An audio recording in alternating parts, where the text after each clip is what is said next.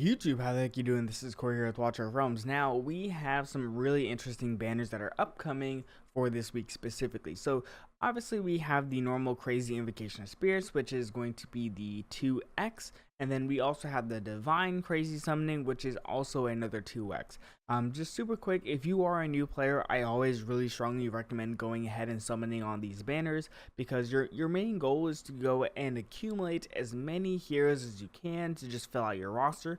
So you have the ability to choose what units you want to use moving forward for different pieces of content. Now, in my opinion, I feel like once you have around like 7 legendary heroes, you're more than fine with just no longer focusing on that particular banner, and then you can start transitioning over to the normal 15-20x's that the game has.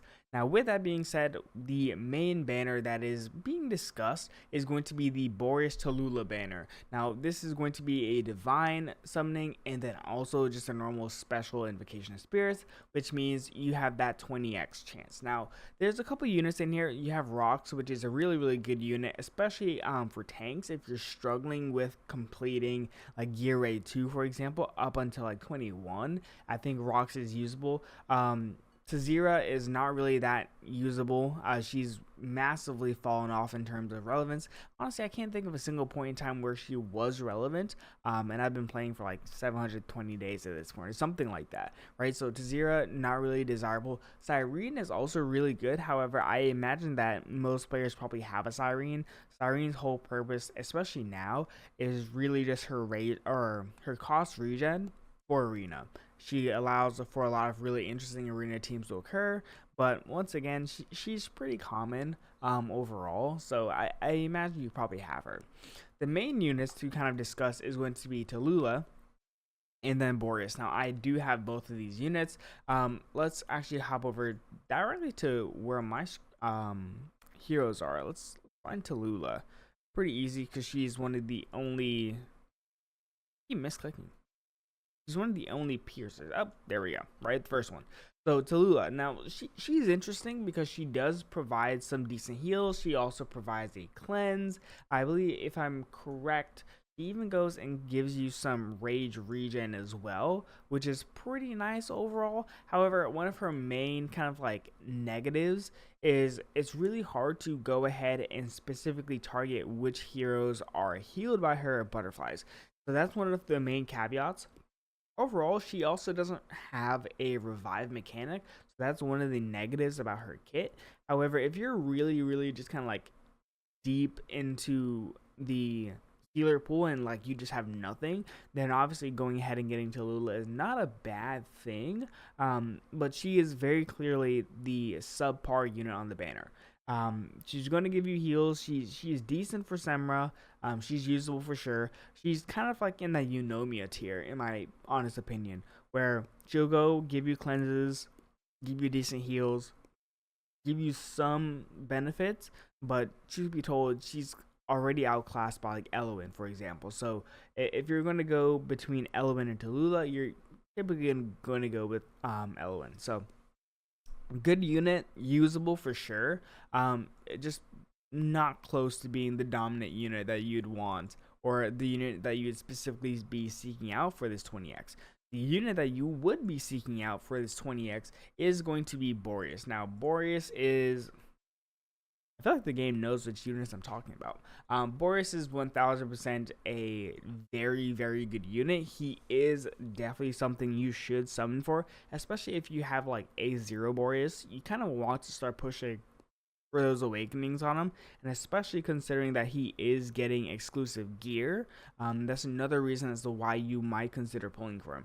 In my honest opinion, I think if you have an A0 Boreas, it's okay to summon and try to get at least A1, but I wouldn't go crazy necessarily and try to push all the way and use every single summon that you have to try to get him to A3 or A5. I just don't think it's worth it. I think getting like one copy, if you're able to, is going to feel good. But if you have A3 Boreas, don't summon for him. It's really not that essential to push for the A5. Like, yes, of course, it's nice. Let's kind of just take a second and look at the awakenings, right? So A1 during the ultimate, there's a chance to increase the... Okay, sorry. words are hard, right? During the ultimate, the trigger chance for the hero's talent increases by 40%. Okay, cool. And then you get 5% attack, which is whatever. The A3 is Frozen Purification's damage goes up to 50%, which is really nice. A4 is obviously just Rage Regen +1, and then A5 is Ultimate Duration plus 10 seconds. Now, obviously, Ultimate Duration is really, really important, especially because Borius' main damage output is going to be during his ultimate, so that's nice. But you don't necessarily need to go crazy and just pull everything for him. Now, one of the things as to why Borius is even such a sought-after unit is because he does have some guild viability, especially with those esoteric teams. You will occasionally see him in those teams just because he gives you some really good CC. He pretty much has like a cross-map AoE hit with his Frozen Purification. And then after that, he used to be really, really good for Arena, but he's significantly fallen off in that regard. But the other place that you'll typically see him is going to be for Gear Raid 1. Now, Gear Raid 1 is actually a really interesting thing because most of the teams will actually use a Boreas because he does provide that Frozen Purification, which pretty much gives you like an anti-heal if we're being pretty honest. So that's one of the main things. See, we just quickly scroll down here, right? You got a Boreas here. You got a Boreas here. Boreas. Let's see, Boreas. Yeah, so he's pretty popular overall, and it's really just because his AoE damage is really significant. And then on top of it, with him getting a buff, we should see him kind of skyrocket even more in terms of popularity and just strength. So in my opinion, once again, right, if you don't have Boreas, definitely get him. Like, you at least want one copy of Boreas, because if you're a new player, Boreas can quite literally solo Gear Raid 1 for you. Very easily. You just put Boreas down, stack a couple of support units around him, stack some like CC like Amari and I and things like this, and then you'll quite literally be able to watch the Boreas just one-shot everything and deal with all the ways that you're going to go face, and it'll hard carry you. And that's the reason why Boreas was so like popular in the initial onset of him coming into the game. He was just the do-it-all mage, right? If you thought Ingrid was crazy, Boreas was crazier in terms of what he was able to do.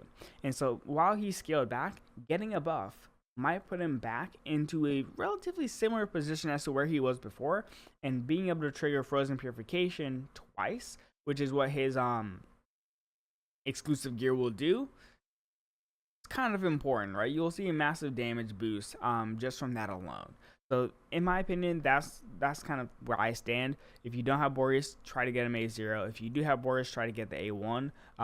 But don't go crazy. Like, you don't need an A5 Boreas. It's not as essential as it once was.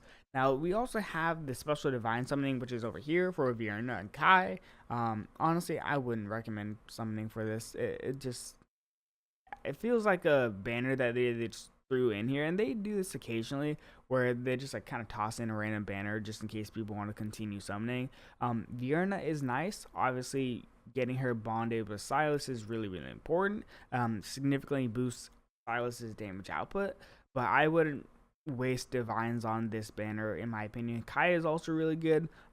He can help you for Gear Raid 324, and he can be viable in some anti-air teams, but once again, he's not necessarily super impactful, and for him to be impactful, you need him to be A5. So that's one of the main downsides. You need really, really high awakenings for Kai to work. And then with Vierna, I mean, you never know, right? Even the adjacent banner heroes like the Voroth, the Sirene, and the Medan, they're good, but they're not necessary.